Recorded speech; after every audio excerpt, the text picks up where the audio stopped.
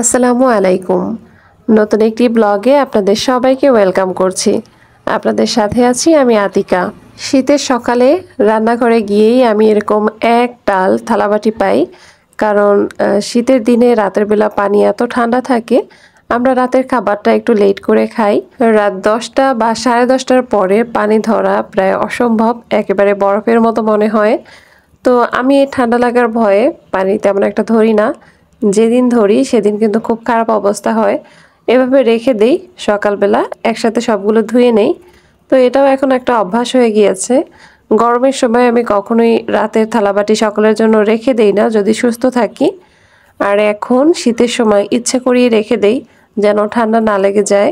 থালাবাটি এমন একটা জিনিস, প্রত্যেকটা কাজই এগুলো বের হবে, আর সময় মতো কাজগুলো করে নিলেই ভালো, নয়তো রান্নাঘরটা এলোমেলো হয়ে থাকে।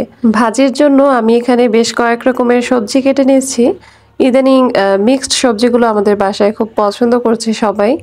তো এখানে ফুলকপি আছে, তারপরে সিম আছে, গাজর আছে, এগুলো একসাথে কুচি কুচি করে কেটে তারপরে চিংড়ি মাছ দিয়ে ভাজি করব। এখন যে সবজিগুলোই রান্না করি দেখা যায় চিংড়ি মাছ দিয়ে ভাজি করা হয়। শুধু শুধু ভাজি করলে যে টেস্ট আসে চিংড়ি মাছ দিলে তা দ্বিগুণ হয়ে যায়। সবজি কাটা শেষ হলে আমি রান্না বসিয়ে দিব। এখানে পেঁয়াজ কুচি, সামান্য রসুন আর দিয়েছি চিংড়ি মাছ।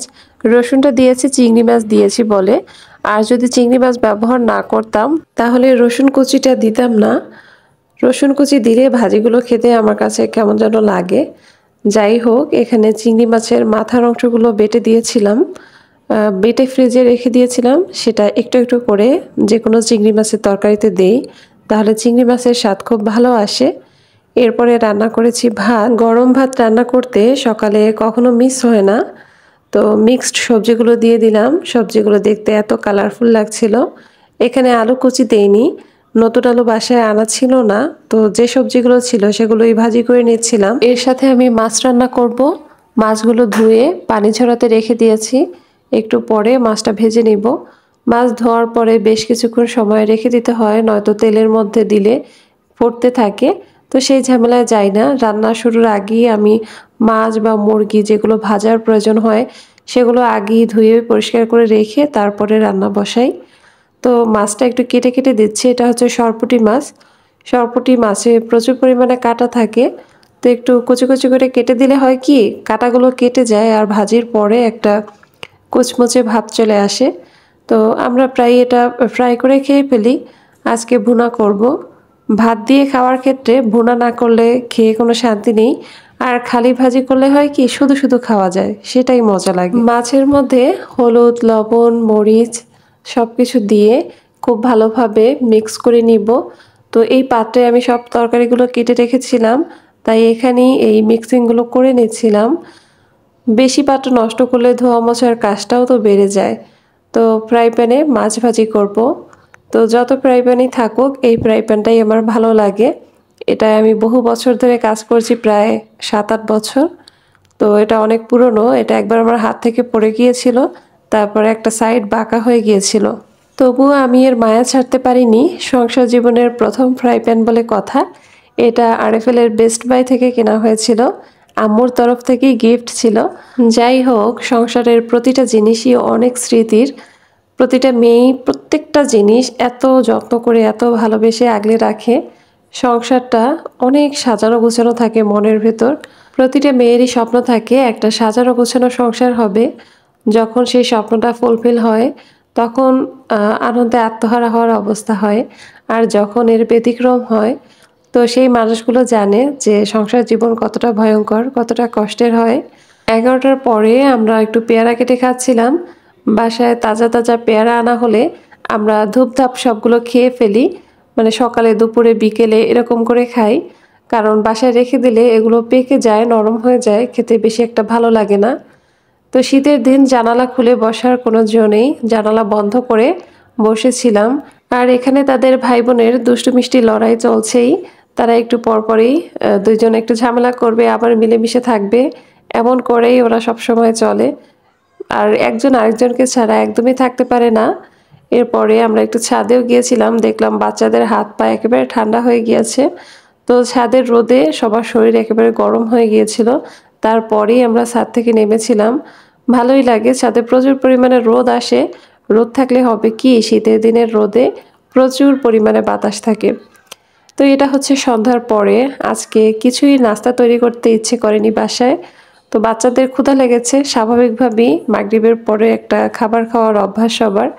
তো বাসার নিচে এসে অপর সাইডে যে দোকানগুলো দেখছেন, সেখানে একটা ভাবির দোকান আছে, সেখানে সে চিতই পিঠা তৈরি করে। আরও একবার এনেছিলাম, তো এই সাইড থেকে যদি হাতের ইশারা দিয়ে বলে দেই, সে নিয়ে আসে। তো আজকেও সেম, আজকে একটু বেশি সময় অপেক্ষা করতে হয়েছে, তার দোকানে লোকজন ছিল বেশি। তো আমি আর ছেলে মিলে দুজন একটু গল্প করছিলাম আর অপেক্ষাও করছিলাম। এটা একটা 10 মিনার মেইন রোড, তো অনেক গাড়ি থাকে। তো এখন দেখলাম মাগরিবের পরপর অত গাড়ি নেই। পিঠা নিয়ে উপরে চলে আসলাম। এখানে ছিল সরিষা ভর্তা আর ধনিয়া পাতা ভর্তা। আর পিঠাগুলো আগের থেকে অনেক ভালো হয়েছিল।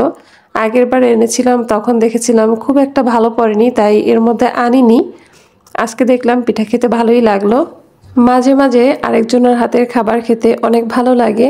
বাসায় নিজে তৈরি করলে কতটা সময় দিতে হয়, শ্রম দিতে হয়, সব সময় ইচ্ছেও করে না। এভাবে যদি কেনা যায় তাহলে কিন্তু মেয়েদের জন্য খুব উপকার হয়। তো রাত্র 8টার পরে আমরা আবার পেয়ারা কাটছিলাম, কারণ মুমতাহিনের আব্বু যখন রাতের বেলা আসে ওই টাইমে তেমন কোনো নাস্তা সে খেতে চায় না। আর বাসায় যেই ফলমূল আমরা খাই, যাই করি না কেন, তাকে তো রেখেই খেতে হয়। কিন্তু তাকে রেখে খেতে একদমই ভালো লাগে না। আমি যেই খাবারটাই খাই তার জন্য রেখে দেই। তো সে আসার পরে একটু কেটে দিচ্ছিলাম। দিনের বেলা মুমতাহিনের আব্বুকে রেখে যেই খাবারটাই খাওয়া হয় তখনই তাকে মিস করা হয়। আসলে প্রত্যেকটা মেয়ে হাজবেন্ডকে রেখে কোনো খাবারই খেতে চায় না, বাচ্চাদের রেখে। এটা মেয়েদের একটা স্বভাবসুলভ আচরণও বলা যায়।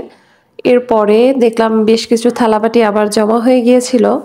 সব সময় ধুয়ে ধুয়ে রাখি, তবুও কিভাবে যেন জমা হয়ে যায়। তো সেগুলো আবার পরিষ্কার করে নিচ্ছিলাম।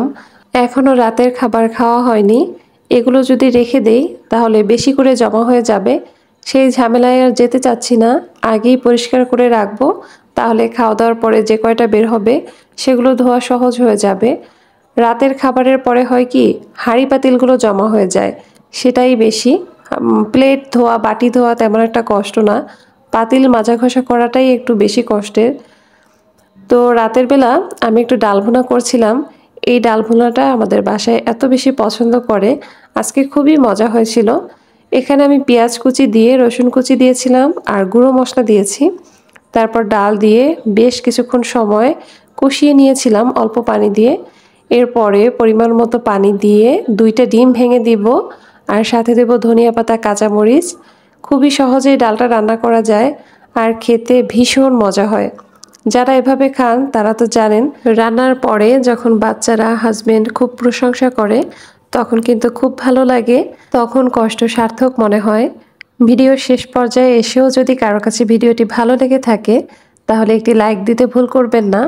আজ এই পর্যন্তই, সবাই ভালো থাকবেন। আল্লাহ হাফেজ, আসসালামু আলাইকুম।